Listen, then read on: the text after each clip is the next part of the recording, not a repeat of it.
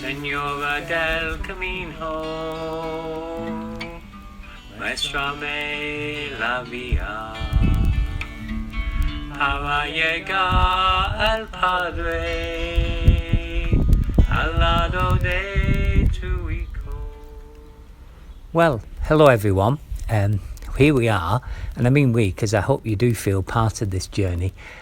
Here we are in Monte de Orca. I hope I don't pronounce that right. It means Goose Mountain, apparently. And well, there's been lots happening on the Camino since I last spoke to you, which is wonderful. What an adventure with God this is. Oh my goodness. So now let me see. Yeah, yesterday I was having a cup of tea in Granon when I recorded this. Then straight afterwards I got an email, and it was from where I was staying, and I had to do this online registration, and it all seemed a bit strange. And then when I got there, it was out of the village a little bit, and it looked quite deserted and a little bit run down, to be honest. And there was nobody there to begin with. But then the man came out and he did help me. I thought I might be the only one staying here. And my bag hadn't arrived. And I went to the room. I'd got a room on my own, but it was like I don't know, in a sort of motel, but room, but not. But anyway. So I thought, well, I thought, well, I'll have a rest, because I knew that the bags, they say, up until 2:00, that's when they expect them to arrive. So I went and had a shower, and I couldn't have a shave because I hadn't got my shaving stuff hadn't arrived. And I thought, well, I'll have my lunch, and I sat in this garden. It was a bit run down, and waiting, hopefully nothing arrived. And then I went back upstairs, and then I heard a car door, but it wasn't that. I thought, well, I'll have a rest. And I was thinking, right, well, if my stuff doesn't arrive, I've got 2 more days to Burgos. So worst case scenario, I'll just have to manage with 1 set of clothes. I was working it out, and, sometimes, as we can do, taking it to an extreme that it doesn't need to go to. But then I had a rest, and then my bag had arrived later, so that was great. And actually, the room was fine, and the shower was good, and the bed was good. So I had a sleep, and then I celebrated Mass and said evening prayer. Then I was going to go down to church. The priest the night before said that there wasn't a Mass in Granon. So I thought I'll go in and I'll find out. There was only one place that was doing pilgrim meals.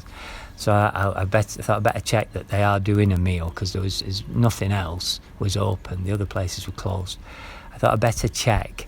And they said yes, up until 8:30. So then I was sat saying my prayers, and then this man came in setting things up. So I went and introduced myself, and he was the priest. And God bless him, he was so welcoming and so kind. I asked, could I, if I gave him a donation, could I get some more hosts to celebrate Mass when there isn't Mass in a place? And he was, absolutely, and he was very welcoming with that. And he asked if I'd like to do the gospel as well as some of the Eucharistic prayer. He couldn't have been more welcoming. So then we had the Mass was at 7, and at about 5 to 7 there were but the local parishioners were there. But it was a pilgrim Mass. He clearly put a lot of work into it, thinking, oh, that's a shame. And then suddenly they all came in from the parochial albergue next door, and there were lots of pilgrims, and that was great. So it was a very special Mass, and I was invited to give the blessing at the end, the pilgrim blessing, give that in English. And then I went for a meal, and I met a pilgrim who was from Halifax. So that was very interesting. So just out the blue, sat down, had the pilgrim meal with her. Very good conversation about it being a pilgrimage and all the different things that people bring to the Camino. And then I went back and had a good sleep. Was able to get a shower this morning. That was a luxury to have a shower at the beginning of the day. You can't do that in an albergue because then the towel's wet and got set off. But because there were towels provided, that was fine. And then I set off running, and today was another day of challenge in a very different way to the challenges I normally do. You know, going up Winter Hill every day, that's a challenge I'm used to, and I'm used to the wind. But today it was 27, 28 kilometres wind against. There was no sense of the wind being with you when you turn round, and I sort of knew that because we're going west, and so if it's blowing against you, it's going to be against you all day.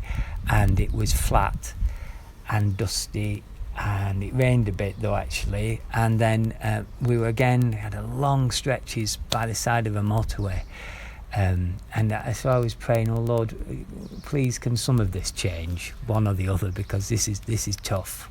This is tough. I was feeling it more than I would when I'm running uphill or downhill. But the change was. Oh, muchas gracias, señor. Okay, that's the man just telling me that my room's ready, so that's great. Very helpful. But then it did change, and we started to go through some villages, and there was a bit more variation with the last 7 kilometres. 11, that's a new number. That's a number when you put in a few steps in a day. 11. It was 7. It felt like 11. No, it didn't. It was fine, because what happens is when I get to the last few kilometres, I imagine what it's like coming down from Winter Hill. So 7k, that's pretty much from the mast going down. So in my head, that's it. I managed to keep going. At that point, I stopped and had a banana and a green tea, and then got on. And so I've arrived, and I'm in, and it's a hotel. It's very nice. I think I decided that once a week I was going to have a bit of a treat, and that's tonight. Tomorrow, big run tomorrow, 38 kilometres. To Burgos, but then I have a rest day in Burgos. There's different legs to this. The first leg was from Lourdes to Saint-Jean-Pied-de-Port. These 9 days are the second leg that finishes in Burgos. I saw a sign today that said 550 kilometres to Santiago, and considering it was 923 when I set off, that was good to see. But gosh, got to just think about one day at a time. Absolutely. Meeting some wonderful people on the way, one or two who are a bit challenging, so I've got to keep them in my prayers, because there must be something going on in their lives if they're not happy in that way. So pray for them.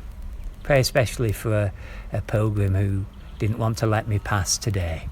I don't know what's going on with him, but he seemed very angry about me wanting to get past, and so there's something sad for him, so pray for him, and pray for all of you. Señora del Camino, pray for us. I just can't give up now. I've come too far from where I started from. Nobody told me that the road would be easy.